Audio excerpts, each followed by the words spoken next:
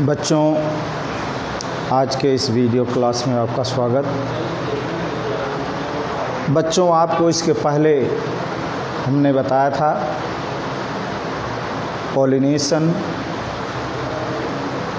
Pollination किसे कहते हैं, कितने प्रकार का होता है, किन किन माध्यमों से होता है, पॉलिनेशन के क्या लाभ हैं, क्या हानियां हैं, इसके बारे में पिछले वीडियो में आपको विस्तृत जानकारी दी गई थी। आज आपको हम बीजांड की संरचना, स्ट्रक्चर ऑफ ओव्यूल, बीजांड की संरचना के बारे में बताएंगे। बीजांड की संरचना में आपको एक चीज़ हमने बताया था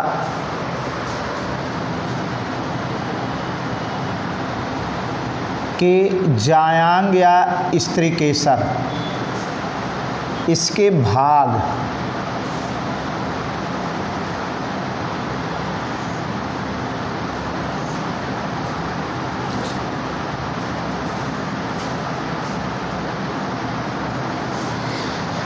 ये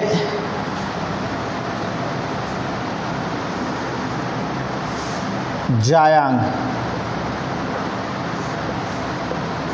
इसी को स्त्री केसर कहते हैं।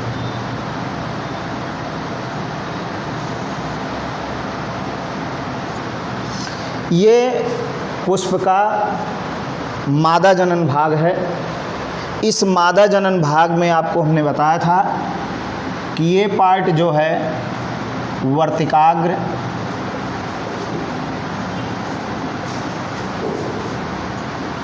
ये भाग वर्तिका, ये भाग जो है अंडाशय।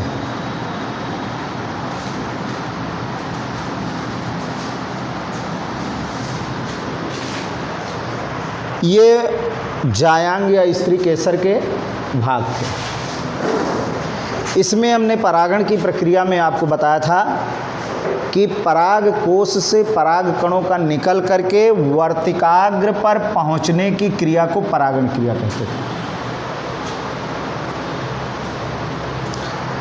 इसके बाद जो है ये ऊपर का जो प्लेट के लायक संरचना आपको दिखाई दे रही है जायांग के, इस संरचना को हम वर्तिकाग्र कहते हैं।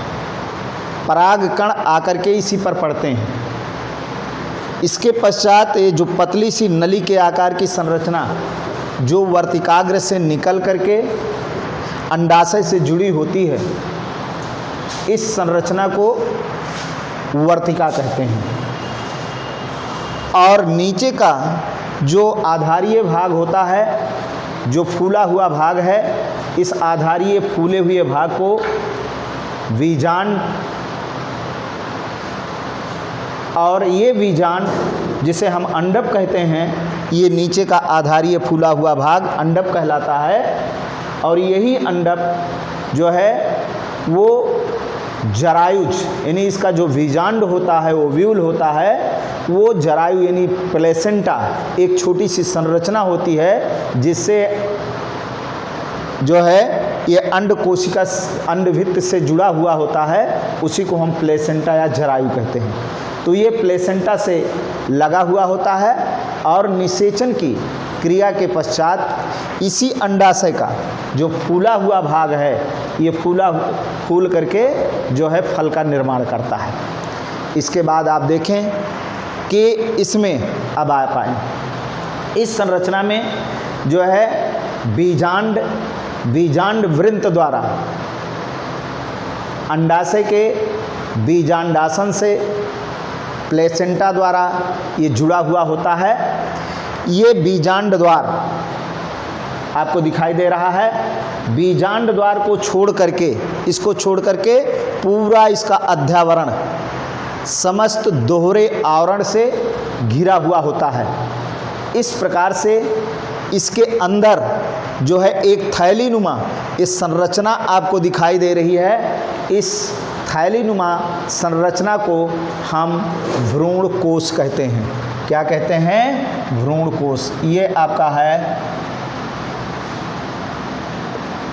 भ्रूण कोश। ये थैली नुमा संरचना बीजांड के अंदर जो है होती है, जिसे हम भ्रूण कोश कहते हैं। इसके अंदर जो है अंड कोशिका होती है, और यह अंड कोशिका जो है इसके अंदर ऊपर की ओर एंटीपोडल कोशिकाएं, जिसे हम प्रतिध्रुवीय कोशिकाएं, 2 कोशिकाएं होती हैं जिनको हम प्रतिध्रुवीय कोशिकाएं या एंटीपोडल कोशिकाएं कहते हैं। नीचे जो है एक अंड कोशिका होती है। अंड कोशिका के दोनों किनारों पर जो है इसमें 2 सहायक कोशिकाएं होती हैं, एक इस तरफ और एक इस तरफ। इसलिए ये हेल्पिंग सेल्स या कंपेनियन सेल्स इसको कह सकते हैं कि ये सहायक कोशिकाएं होती हैं। और इस प्रकार से जो है ये ध्रुवीय कोशिकाएं हमारी जो है उनमें ये संलयन की प्रक्रिया होती है। ये दोनों अगुणित कोशिकाएं हैं, जो एंटीपोडल कोशिकाएं हैं ये अगुणित कोशिकाएं होती हैं। तो इस प्रकार से ये बीजांड की जो है ये संरचना होती है। इस बीजांड की संरचना के पश्चात अभी आपको हमने बताया कि परागकण का जो है अंकुरण होता है। अब इस परागकण के अंकुरण को आपको हम दूसरे सिस्टम से समझाएंगे।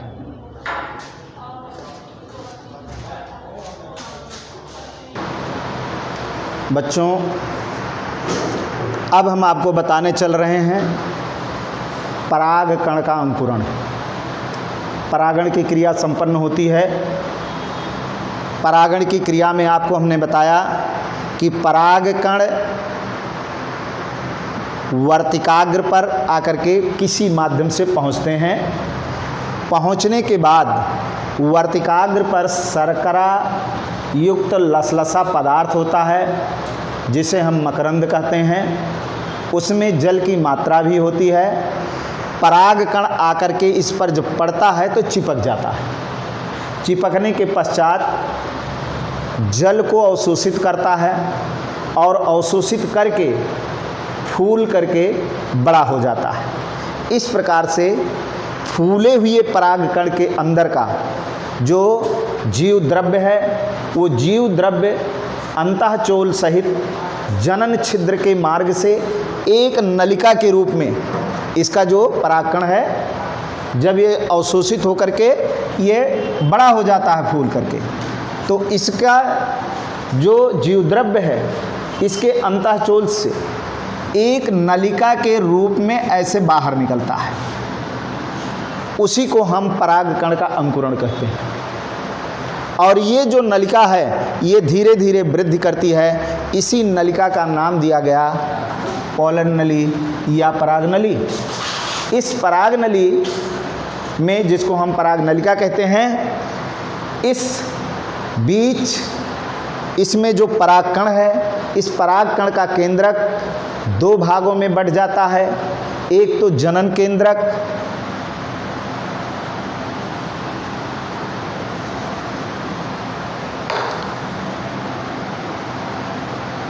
परागकण का केंद्रक 2 भागों में बटा, एक जनन केंद्रक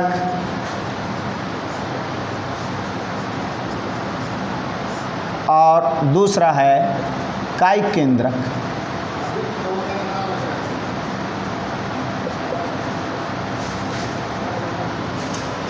इस प्रकार से ये कायिक केंद्रक जो है नलिका के अगले सिरे पर होता है। ये जो पराग नलिका है इसके अगले सिरे पर कायिक केंद्रक होता है तथा उसके पीछे ये जनन केंद्रक होता है। धीरे धीरे ये नलिका आगे की ओर बढ़ती है और बढ़ करके जो है ये बीजांड द्वार से अंड कोशिका में जो है ये नलिका प्रवेश करती है। इस प्रकार से ये नलिका के अगले सिरे पर पहुंच करके ये पराग नलिका वर्तिका के ऊतक में प्रवेश करती है और प्रवेश करने के पश्चात जो है ये आकर के अंडाशय की गुहिका में, ये अंडाशय की गुहिका है, यहाँ ये जो आपको फूला हुआ अंदर भाग दिखाई दे रहा है ये अंडाशय की गुहिका।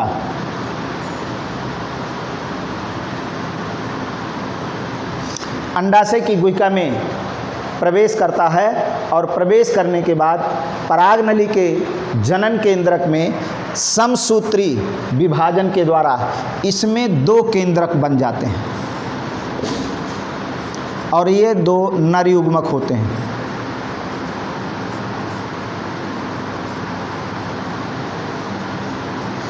जनन केंद्रक 2, यहाँ पर समसूत्री विभाजन होता है।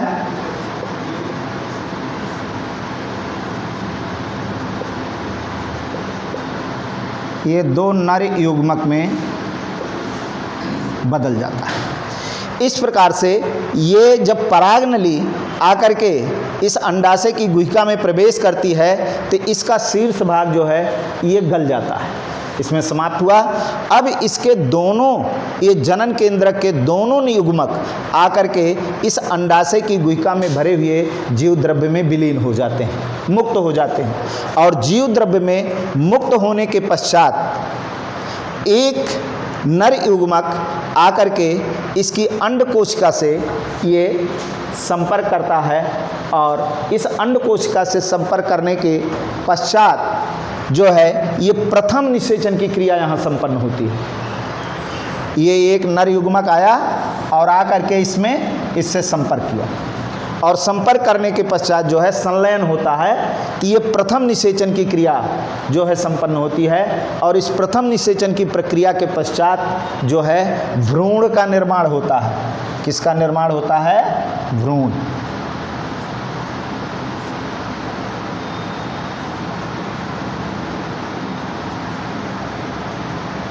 भ्रूण का निर्माण होता है। तो प्रथम निषेचन, मुख्य निषेचन तो ये आपका हो गया कि नर कोशिका का मादा कोशिका से मिलने की प्रक्रिया को हम निषेचन कहते हैं। तो प्रथम निषेचन यहाँ पर संपन्न हुआ, इससे भ्रूण का निर्माण हुआ। बचा दूसरा नर युग्मक। ये दूसरा नर युग्मक जो है आप यहाँ देख रहे हैं ध्रुवीय, यहाँ पर एंटीपोडल कोशिकाएं जो प्रतिध्रुवीय कोशिकाएं हैं, इस प्रतिध्रुवीय कोशिकाएं से ये दूसरा नर युग्मक आकर के ये मिल जाता है। क्योंकि जीव द्रव्य में दोनों युग्मक मुक्त हैं, ये आकर के इससे मिलता है कि ये 2 प्रतिध्रुवीय एंटीपोडल कोशिकाएं हैं। इनसे मिलने के बाद जो है ये त्रिसंलयन की प्रक्रिया होती है। 2 कोशिकाएं एक नर युग्मक केंद्रक मिला, त्रिसंलयन हुआ और इस त्रिसंलयन की प्रक्रिया के पश्चात जो है ये दूसरा निषेचन यहाँ पर संपन्न होता है, जिसको हम त्रिक संलयन कहते हैं। और इस प्रकार से यहाँ पर प्राथमिक भ्रूण कोश का निर्माण होता है।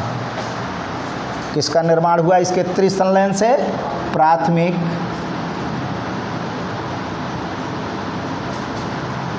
भ्रूण कोश।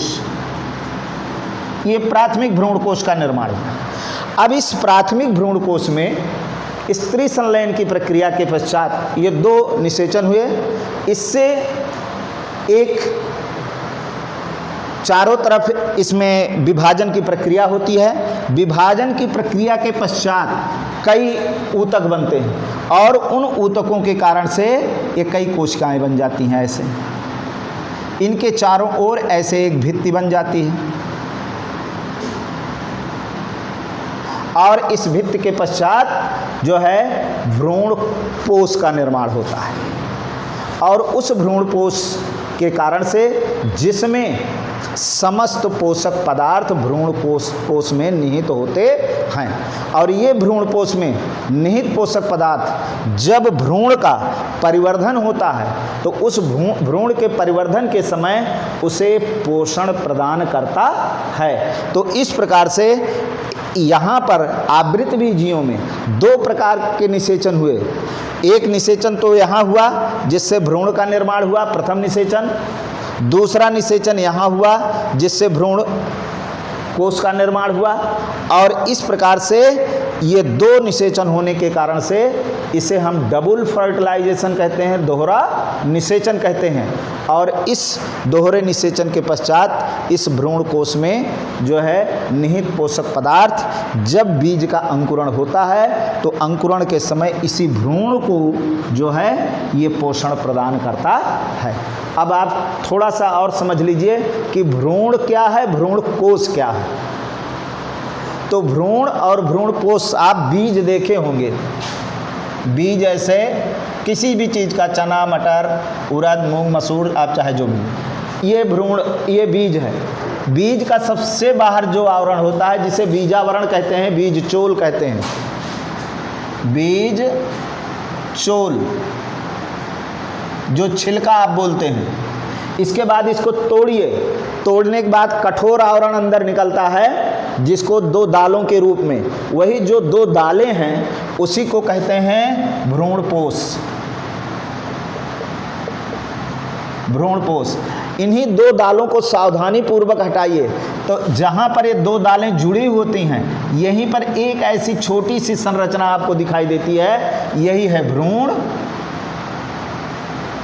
और ये सुप्तावस्था में शुष्क बीज में होता है। जब इसका अंकुरण होता है, बीज को आप भिगोते हैं तो यही भ्रूण जो है ये सक्रिय होता है। सक्रिय होकर के यही अंकुर के रूप में बाहर निकलता है और इसी भ्रूण पोष से इसको जो है समस्त पोषक पदार्थ प्राप्त होते हैं और इसका परिवर्धन होता रहता है। तो इस प्रकार से आवृत बीजियों में ये दोहरा निषेचन, डबल फर्टिलाइजेशन होता है। अब अगले टॉपिक में आपको फल और बीज बताएंगे। आज के क्लास में बस इतना।